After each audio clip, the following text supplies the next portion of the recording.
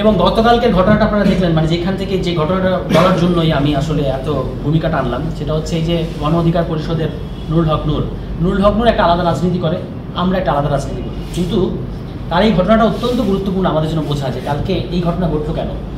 গণ অভ্যুত্থানের পরে গণ অভ্যুত্থানের পক্ষের একটা শক্তি, বাংলাদেশপন্থী একটা শক্তি, তাই না?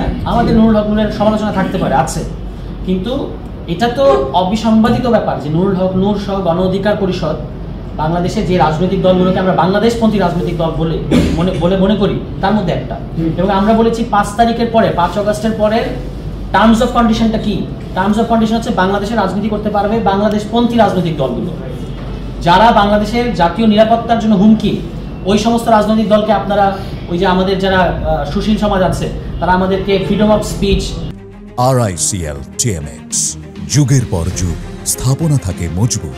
ফ্রিডম অফ পলিটিক্স, এগুলোর দোহাই দিয়ে বলতে চায় যে আওয়ামী লীগকে জায়গা করে দিতে হবে, জাতীয় পার্টিকে জায়গা করে দিতে হবে। কিন্তু আমরা পরিষ্কার বলেছি, যারা বাংলাদেশের জাতীয় নিরাপত্তার জন্য হুমকি, তারা বাংলাদেশে রাজনীতি করতে পারবে না।